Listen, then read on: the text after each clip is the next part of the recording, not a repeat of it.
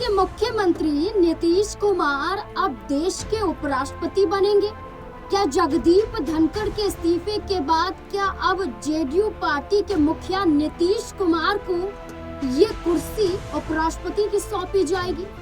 दरअसल नीतीश कुमार के सीएम चेहरे पर फैसला तो नहीं हो रहा।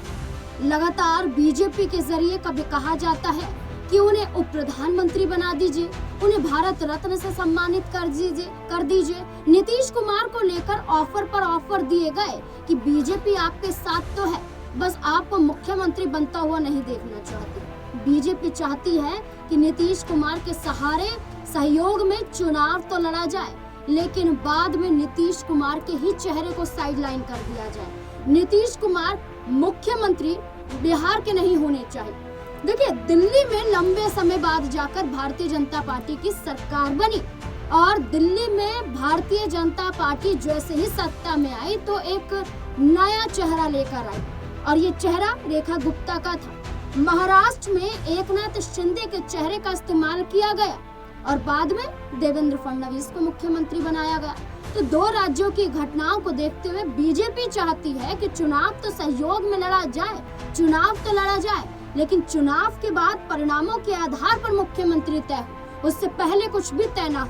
तो ऐसे में अब नीतीश कुमार को सहयोग बीजेपी का नहीं मिल रहा है। और इस बीच में आपको ये बता दें कि आरजेडी की तरफ से विधायक मुकेश रोशन का एक बड़ा बयान सामने आया। उनका बयान था कि बीजेपी बिहार की सत्ता में जैसे तैसे करके आना चाहती है, चाहे नीतीश कुमार को हटा ही क्यों ना दिया जाए।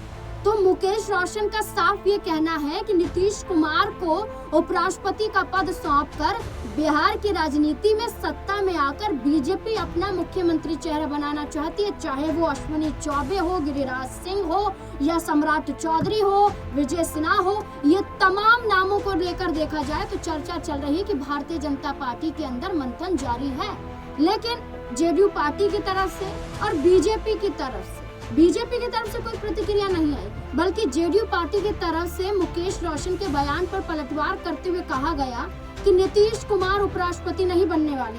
नीतीश कुमार तो बिहार के मुख्यमंत्री ही रहेंगे और उनसे कोई मुख्यमंत्री की कुर्सी छीन नहीं सकता है। ये दावे किए गए और इसी दावे के साथ नीतीश कुमार के हौसलों को बढ़ाया गया, लेकिन उनके हौसले ज्यादा बुलंद नहीं नजर आ रहे हैं, बल्कि उन्हें डर सता रहा है कि बीजेपी उनसे उनकी कुर्सी न छीन ले। अब इस बीच में आरजेडी के विधायक मुकेश रोशन का ये कह देना कि उन्हें उपराष्ट्रपति बनाया जाएगा, तो इस बात में कहीं न कहीं सवाल तो उठने लाजमी बन जाते हैं, क्योंकि ये कहा गया कि अगर उपराष्ट्रपति पद से जगदीप धनखड़ ने इस्तीफा दिया है तो राज्यसभा के उपसभापति हरिवंश यहाँ पर बन सकते हैं उपराष्ट्रपति, जो जेडीयू पार्टी के सांसद भी हैं और उपसभापति भी है।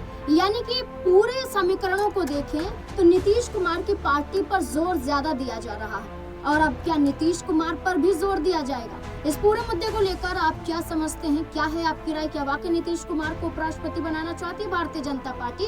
अपनी राय कमेंट सेक्शन में जरूर दें। धन्यवाद।